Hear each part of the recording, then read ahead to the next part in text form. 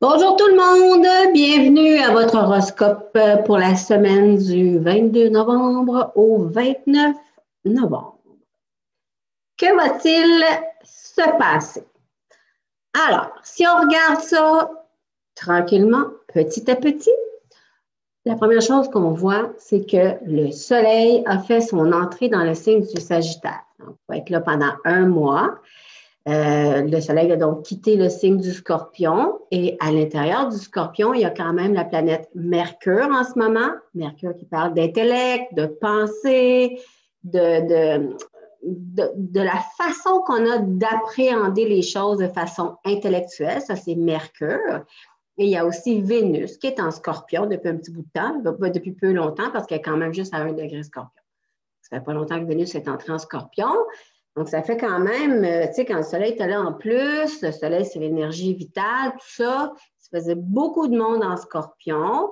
Le Scorpion a toute une réputation. Mais il y a quelque chose d'un peu compréhensible là-dedans parce que, tu sais, le Scorpion, c'est un signe d'eau. Et l'eau, c'est l'élément qui représente la sensibilité. Et c'est aussi un signe fixe, un signe de milieu de saison. C'est un signe qui a tendance à mijoter longtemps dans son eau intérieure avant de muter, de se transformer, alors que c'est vraiment sa job dans la vie, donc c'est sa fonction principale. Mais le Scorpion va toujours représenter l'inconscient, l'espèce de noirceur intérieure, le côté sombre de l'âme. C'est important. C'est aussi important que le côté, je ne sais pas moi, lumineux du lion, par exemple. Chaque signe a son importance. Quand il y a des planètes en Scorpion, ça veut dire qu'on doit contacter quelque chose en nous qui doit être détruit pour être reconstruit ou recyclé, ou en tout cas, on fait du ménage. Toujours est-il que le Soleil, en étant entré dans le signe du Sagittaire, ça va alléger de façon générale l'atmosphère. Okay? Parce que le Sagittaire, c'est un signe de feu, qui a toujours envie de commencer quelque chose de nouveau, qui veut comprendre le sens des choses, qui aime voyager, explorer. C'est le signe de l'optimisme, le Sagittaire. Donc ça, c'est la première chose qu'on voit.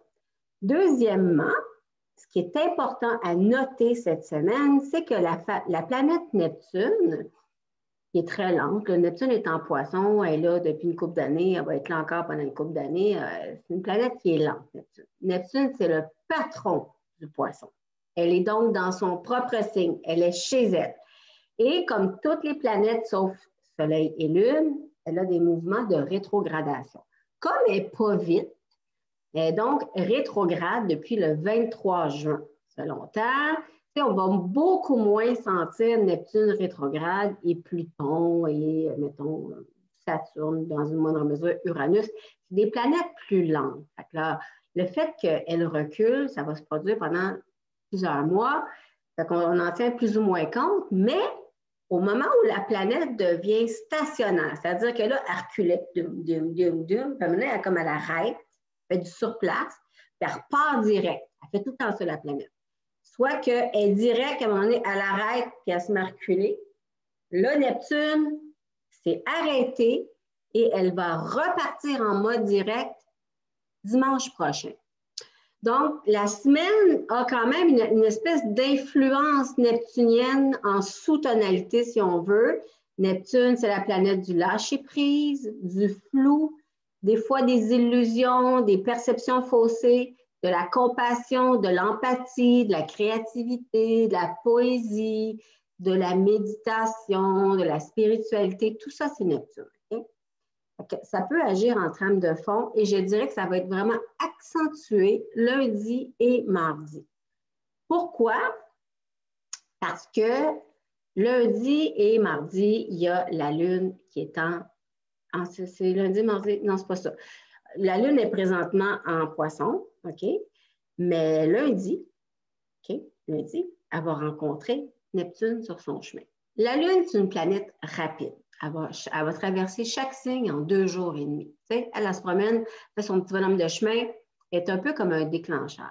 Donc, quand elle rencontre une planète sur son chemin, elle va un peu la mettre en lumière d'une certaine façon ou accentuer ou la faire réagir ou réagir selon le mode de la planète. Parce Parce que la Lune représente justement nos réactions, nos émotions, nos ressentis. Là, elle baigne dans le signe des Poissons lundi, rencontre sur son chemin la planète Neptune, donc elle est très teintée de Neptune.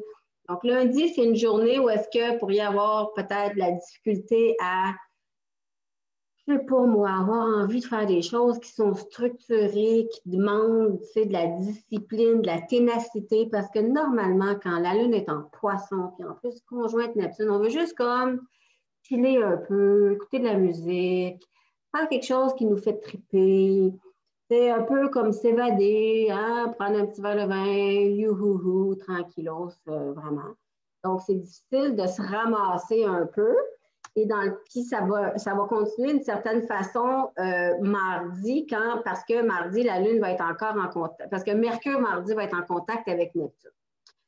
Mais, mardi, là, il y a un chiffre qui se produit parce que la Lune entre dans le signe du Bélier. Là, c'est vraiment une autre énergie complètement. Autant le Poisson, il est go with the flow, hein? Selon son intuition, son feeling, son envie.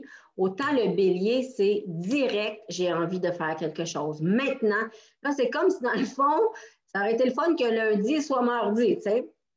Parce que mardi, on va retrouver un peu plus notre élan puis notre goût de faire des choses. Puis là, ben, dans le fond, la Lune, en étant en Bélier durant 2 jours et demi, elle se trouve à être en symbiose avec le Soleil qui est en Sagittaire. Parce que Bélier et Sagittaire, c'est 2 signes de feu. Il faut se dire que c'est un peu comme les 2 archétypes du yin et du yang. La Lune, c'est le yin, l'intériorité, l'émotion. Le yang, c'est le Soleil. Donc, les deux vont bien travailler ensemble mardi. Mercredi, ce qu'on voit ici, c'est un peu explosif. C'est-à-dire que la Lune est encore en Bélier mercredi, mais là, elle va rencontrer sur son chemin la planète Mars, qui est en Bélier depuis un bon bout de temps déjà, on le sait. Cette année, c'est particulier. Mars a rétrogradé dans le Bélier pendant plusieurs semaines. Au lieu de passer un mois et demi en Bélier, comme normalement elle fait, dans chacun des signes, elle est restée là 6 mois de temps. Elle va être encore là jusqu'au début janvier. Donc, la Lune, qui est un déclencheur, qui est déjà full stimulée parce qu'elle est en Bélier, elle va rencontrer Mars sur son chemin. Donc ça peut nous rendre extrêmement impulsifs, spontanés, hardis, réactifs. Ça peut donner envie de commencer quelque chose de nouveau, de passer à l'action. Ça peut vraiment faire du bien à ceux qui ont besoin d'un petit boost, par exemple, ou qui se sentent un peu depressed ou un peu fatigués ou un peu aplatis. Ça va faire du bien mercredi. Tu sais, ça donne une espèce d'ambiance générale de « Oh boy, let's go, là. On recommence à neuf, puis on passe à l'autre chose. » Jeudi, OK? Petite période courte, mais quand même, la Lune est encore en Bélier, elle achève son parcours en Bélier, mais durant la journée, elle va être en aspect de tension avec Jupiter et Pluton qui sont en Capricorne. Ça veut dire quoi, ça? Là, la Lune est en Bélier. La Lune, c'est les besoins, OK? C'est les émotions, les réactions. Le Bélier, c'est instantané. C'est tout de suite. Les 2 planètes en Capricorne, elles, sont assez pesantes. Hein? C'est Pluton qui parle de destruction pour la reconstruction. C'est Jupiter qui est quand même une planète qui va intensifier tout ce qu'elle touche. Fait que là, elle intensifie beaucoup notre fameuse Pluton en Capricorne. C'est pas mal ça qui se passe en 2020. Mais elles sont quand même en Capricorne. Et le Capricorne, c'est un signe qui est posé, qui demande de prendre le temps de faire les choses. De ne pas passer du point A au point B en prenant comment je pourrais dire donc, sans faire les choses de façon rigoureuse. Bélier, lui, s'il peut sauter, flyer, courir à 100 000 à l'heure, puis, tu sais, s'éviter des choses, il va le faire parce qu'il veut se rendre directement. Capricorne va prendre les choses petit à petit. OK? Faire les choses comme il faut. C'est un signe de structure.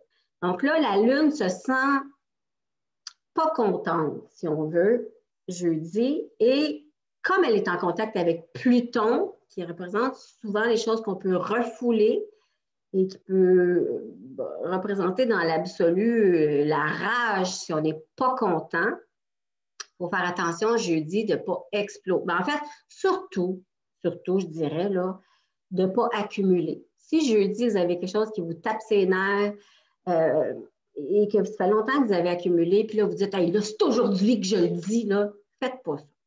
OK? Prenez donc un grand respire, là, puis attendez un moment plus opportun. Ce n'est pas vraiment le temps parce que les choses peuvent dégénérer et être tout croche. Lune carré Pluton, là, ça peut faire des ravages. On fait attention, on respire par le nez, ça va mieux aller. Et là, ce qu'on voit, c'est que, dans le fond, la Lune va changer de signe déjà le lendemain, vendredi, elle est rendue en Taureau. On pourrait se dire, normalement, une petite Lune en Taureau, c'est tranquille, ça aime les plaisirs, ça pense à sa sécurité, au plaisir du corps, à la nourriture. Mais dans le Taureau, pendant encore quelques années, il y a la planète Uranus qui vient secouer énormément nos amis taureaux du premier décan, eux qui aiment bien leurs petites habitudes, leurs routines, que la vie soit prévisible, sont en ce moment extrêmement secoués par un besoin de tout changer, de tout envoyer promener, puis il y a beaucoup de taureaux qui ne se reconnaissent pas en ce moment, c'est normal. Donc, vendredi, quand la Lune, elle est normalement en Taureau, qui normalement est un signe qui n'aime pas dépenser. Là, on sait que vendredi, c'est le vendredi fou. Il risque d'être assez fou, merci. Faites attention pour vous ruiner, OK?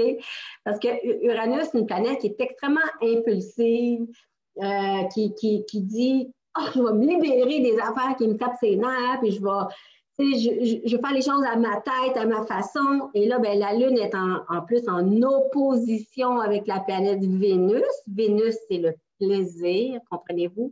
C'est les choses qui nous font du bien, c'est tout ce qui peut rendre notre vie plus belle. Et là, ben, Vénus et Lune ensemble, c'est la combinaison parfaite de j'ai envie de quelque chose, j'ai envie de me faire plaisir, puis à côté d'Uranus, c'est je le fais maintenant, right now, sans réfléchir. Si Uranus n'était pas là, on aurait un tiraillement entre conserver Taureau et laisser aller se dépouiller Scorpion. Mais là, il y a Uranus qui vient vraiment faire exploser tout ça. Fait que faites juste attention à votre budget. Il ne faut pas venir fou. Et faites attention de ne pas décider de vous acheter, je ne sais pas moi, quelque chose qui vous donne l'impression de vous libérer sur un coup de tête. Voilà. Parce que Uranus, la Lune est à côté d'Uranus. Et samedi, ce qu'on voit qui est très joli dans le ciel, c'est que Mercure, planète de la communication, de l'intellect, de l'ouverture d'esprit, des pensées, tout ça, elle est en beau contact avec Jupiter. Donc, c'est sûr que samedi prochain, c'est une journée où on peut avoir envie d'apprendre quelque chose de nouveau, de s'ouvrir l'esprit, de s'aérer. Jupiter, là, c'est la planète de la croissance, de l'expansion, de l'étranger, de l'acquisition de connaissances supérieures, de la foi, de tout ce qui apporte de la joie dans la vie. Tu sais, Jupiter, jovial, joie. C'est tout ça. Cette belle planète-là va stimuler Mercure dans le ciel. Donc, c'est sûr que ça peut donner envie de se planifier un petit voyage, même si pour l'instant, voyager, c'est impossible. Ou en tout cas, c'est plus compliqué que c'était. Samedi, ça peut être une journée pour ça. Ou ça peut être une journée où on se dit, bon, là, qu'est-ce que je peux apporter de nouveau dans ma vie qui me donne l'impression de soit m'améliorer ou soit apporter une espèce de vent de renouveau dans mon esprit. Ça, c'est samedi. Ça fait du bien. En tout cas, Mercure, Jupiter, ça rend joyeux. Ça, c'est sûr. Ça vient compenser le fait que Mercure est en Scorpion. Ça lui donne un petit oomph. OK? Et dimanche, ben, je vais vous revenir dimanche prochain, mais ça va être la journée où Neptune va redevenir direct. Et puis, je vous parlerai de ça plus, de quelle maison vous avez en Poisson la semaine prochaine. Alors, je vous souhaite une belle semaine et je suis de retour la semaine prochaine pour votre horoscope.